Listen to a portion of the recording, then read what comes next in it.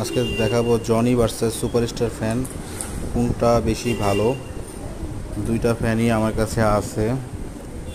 Superstar আমি অনেকদিন ধরে ব্যবহার করতেছি এবং খুবই ভালো।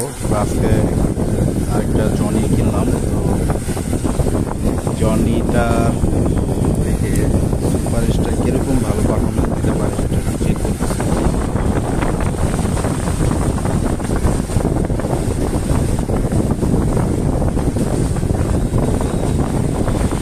আপনার সুপারস্টারের সাউন্ড কোয়ালিটি,